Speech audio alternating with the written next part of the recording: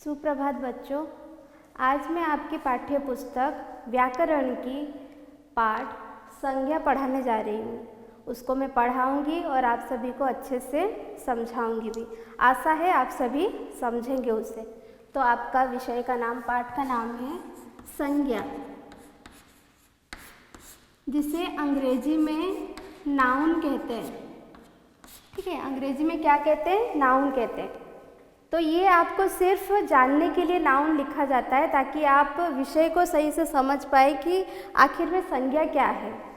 ठीक है, तो नाउन का क्या मतलब होता है? Naming words are called noun. उसी तरह हिंदी में संज्ञा का क्या है कि जितने भी नाम हैं सभी आपके संज्ञा हैं। जैसे कि मान लीजिए इसी कक्षा को ले लीजिए आप। ठीक है, कक्षा भी एक नाम है। उसके साथ आप पंखा ले लीजिए, घड़ी ले लीजिए, ठीक है, मेज, कुर्सियाँ, ये सभी एक एक संज्ञा शब्द ही हैं। तो अभी उसको सटीक उसकी परिभाषा जानेंगे कि संज्ञा की परिभाषा क्या है। तो संज्ञा की परिभाषा क्या है?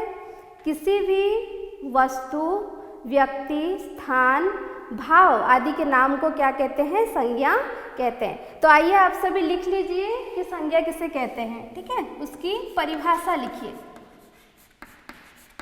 उसकी परिभाषा क्या है? किसी व्यक्ति, वस्तु, स्थान और भाव के नाम को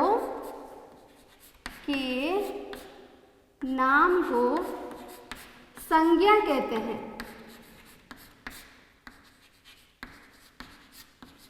संज्ञा कहते हैं। इसे लिख लीजिए। उदाहरण के स्वरूप में, उदाहरण है इसका, जैसे कि राम, श्याम, किताब, गांव, शहर, दिल्ली, भुवनेश्वर, ये सारी आपकी संज्ञाएं ही हैं। अभी आगे बढ़ते हैं। संज्ञा तो आपको पता चल गई। आगे बढ़ते हैं। संज्ञा कितने प्रकार के हैं और क्या क्या? संज्ञा कुल 3 प्रकार के हैं। आइए जानते हैं क्या क्या है वो। संज्ञा 3 प्रकार के हैं। उसका भेद 3 है। 3 प्रकार के हैं। 3 भेद हैं उसके। क्या क्या? पहला है, मान लीजिए यहाँ पे मैं संज्ञा लिखी तो उसके 3 भेद हैं। पहला है आपका व्यक्तिवाचक, दूसरा है आपका जातिवाचक, ठीक है, और तीसरा और आखिरी है आपका भाववाचक। तो संज्ञा को कितने भाग में विभक्त की गई है? 3 भागों में। तीनों के क्या नाम है? पहला है आपका व्यक्तिवाचक, दूसरा है आपका जातिवाचक और तीसरा है आपका भाववाचक। अभी जानेंगे तीनों जो उसके भेद है, तीनों के विषय में संपूर्ण जानकारी प्राप्त करेंगे। ठीक है, आइए मिटा रही हूँ। आशा है कि आप लिख चुके होंगे सभी। तो पहला भेद था उसका, या फिर पहला उसका प्रकार था व्यक्तिवाचक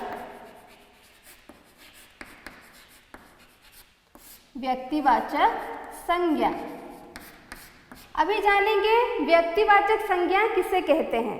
ठीक है, तो किसी विशेष व्यक्ति, वस्तु, स्थान और भाव के नामों को क्या कहते हैं? व्यक्तिवाचक संज्ञा कहते हैं। अगर आप चाहते हैं लिखना तो मैं यहाँ पे लिख दूंगी, आप लोग नोट कर लीजिए। ठीक है, किसी विशेष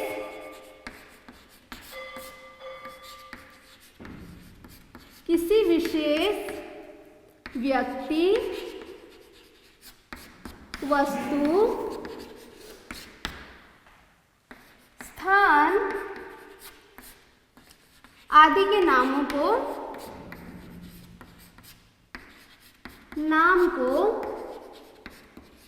क्या कहते हैं? व्यक्तिवाचक संज्ञा कहते हैं। उदाहरण के स्वरूप में, जैसे कि विशेष व्यक्ति कौन होंगे? जैसे कि महात्मा गांधी, राम, श्याम, ठीक है, ये सारे आपके विशेष व्यक्ति हुए। उसके बाद है वस्तु। वस्तु में जैसे कि किताबें, जैसे कि भगवत गीता हुई, कुरान हुआ, ठीक है, रामायण हुई। उसी तरह स्थान, जैसे कि दिल्ली, बम्बई और भुवनेश्वर। तो मैं यहाँ पे उदाहरण लिख रही हूँ इसीलिए ताकि मैं बाद में अच्छे से और समझा सकूँ। जैसे कि विशेष व्यक्ति, ठीक है, 2-3 नाम में लिखेंगे, ज़्यादा नहीं लिखेंगे, ठीक है। विशेष व्यक्ति में आपका आएगा जैसे कि महात्मा गांधी, महात्मा गांधी जी। उसके साथ मान लीजिए मैं राम लिख ली, एक किसी व्यक्ति का नाम, ठीक है, राम। उसके बाद आया आपका विशेष प्राणियों के भी नाम आ जाते हैं व्यक्ति के अंतर्गत, ठीक है। तो विशेष प्राणी के नाम, विशेष में पशु लिख देती हूँ प्राणी के बजाय।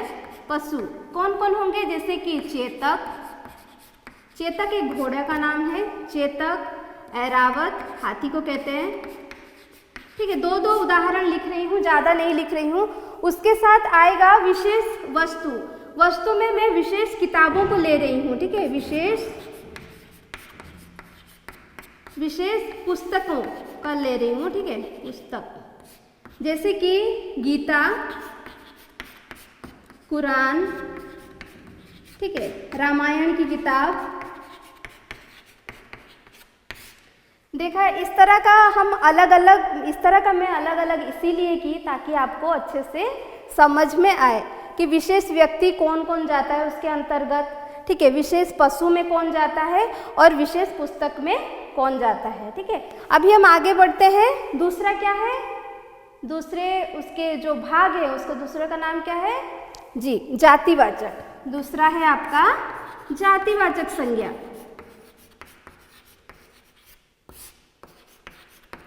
है आपका जातिवाचक संज्ञा। तो अभी जातिवाचक संज्ञा किसे कहते हैं, किसी प्राणी, वस्तु, स्थान आदि के समूह या फिर उसकी पूरी जाति के बोध कराने वाले शब्दों को क्या कहते हैं, जातिवाचक संज्ञा कहते हैं, ठीक है। समझ में आई? तो मैं यहाँ पे लिख दे रही हूँ, आप लोग इसे लिख लीजिए, ठीक है, ताकि बाद में आपको याद करने में सुविधा हो। जैसे कि जातिवाचक संज्ञा क्या है, किसी प्राणी, स्थान, वस्तु के समूह या जाति को बोध कराने वाले शब्दों को बोध कराने वाले शब्द क्या कहलाते हैं, जातिवाचक संज्ञा कहलाते हैं। अब इसको कैसे हम समझेंगे, इसके उदाहरण क्या है, जैसे कि यहाँ पे मैं बताई थी आपको विशेष व्यक्ति, विशेष पशु, विशेष पुस्तक से आपको समझ में आया व्यक्तिवाचक संज्ञा क्या है। उसी प्रकार जाति को भी समझेंगे। मान लीजिए प्राणी की जाति, ठीक है, मान लीजिए प्राणियों के जाति, प्राणियों के जाति, तो उसमें आपका क्या आ जाएगा, मान लीजिए आएगा आपका पशु, ठीक है, घोड़ा, हाथी, ठीक है। विशेष प्राणियों के जाति में प्राणी में हम भी आते हैं, जैसे कि बालक, ठीक है, बालक। तो अभी आपका सवाल आएगा, ठीक है, अभी आपका सवाल क्या आएगा, मान लीजिए मैं सवाल डाली होंगी आपका चेतक घोड़ा, तो यहाँ पे आप देख रहे हैं चेतक है और यहाँ पे है आपका घोड़ा, तो मैं चेतक के नीचे रेखांकित की होंगी, है ना, रेखांकित की होंगी और आपको सवाल दी होंगी कि इसके भेद की पहचान कीजिए, संज्ञा का ये कौन सा भेद है। तो आप क्या लिखेंगे, यह व्यक्तिवाचक संज्ञा है। अगर मैं घोड़े की जगह मैं चेतक की जगह अगर घोड़े के नीचे रेखांकित करती तो आप क्या लिखते, जातिवाचक संज्ञा। तो ध्यान रखिएगा, इसी तरह का प्रश्न आएगा और आप लोगों को उसकी सामना करनी है, ठीक है। तो हो गया ये प्राणियों की जाति, ठीक है। उसके बाद वस्तुओं की जाति, ठीक है, थोड़े थोड़े ही बता रही हूँ मैं। वस्तुओं की जाति, जाति जैसे कि अभी मैं लिखूंगी पुस्तक, ठीक है। यहाँ पे आप देखिए मैं गीता लिखी हूँ, तो गीता एक विशेष पुस्तक का नाम है, तो वो जाएगा आपका व्यक्तिवाचक में। लेकिन केवल अगर मैं पुस्तक लिख दूंगी तो वो आपका जाति। पुस्तक यानी कि सारे पुस्तक, जितने पुस्तक हैं इस दुनिया में सभी को समझ में आती है, इसीलिए वो किस में गई, आपकी जातिवाचक संज्ञा में गई। आगे बढ़ते हैं, भाववाचक संज्ञा तो आप लोग लिख चुके हैं, मैं मिटा रही हूँ, ठीक है। चलिए, तीसरी है आपकी भाववाचक संज्ञा।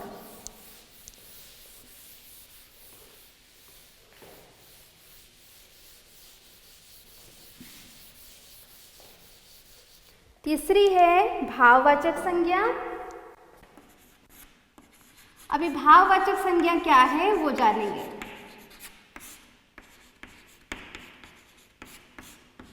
तो इसकी परिभाषा जानेंगे पहले, ठीक है।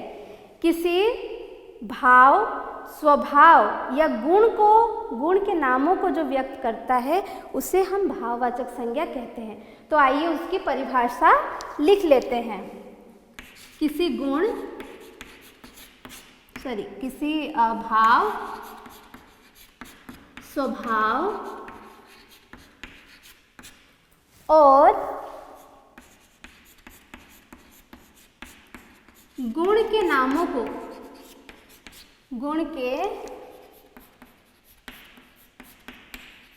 को, क्या कहते हैं, भाववाचक संज्ञा कहते हैं। भाववाचक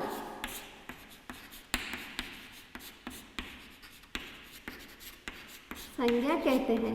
तो इसके उदाहरण क्या होगा, जैसे कि सुंदरता, लोभ, ठीक है, क्षमा, ये सारी चीजें उदाहरण के तौर पे मैं लिख रही हूँ यहाँ पे। सुंदरता जो कि हमारे मन का भाव है, जो अनायास किसी चीज के लिए निकल जाता है, ठीक है। किसी हम फूल को देखते हैं तो कहते हैं ना, अरे कितनी सुंदर है, इसकी सुंदरता को देखो, ठीक है। उसी तरह वो अनायास हमारे मन का जो भाव है वो बाहर निकल आता है, ठीक है। तो ये रहा आपका सुंदरता, समानता, लोभ, ये सारी चीजें आपकी भाव है, भाववाचक संज्ञा के अंतर्गत जाएंगे। अभी हम जानेंगे कि भाववाचक संज्ञाएं बनती कैसी हैं, ठीक है। तो कैसे बनती हैं, वे 5 शब्दों के वजह से भाववाचक संज्ञा में परिवर्तित होती है, ठीक है। तो वो 5 शब्द क्या है, पहला है जातिवाचक संज्ञा से,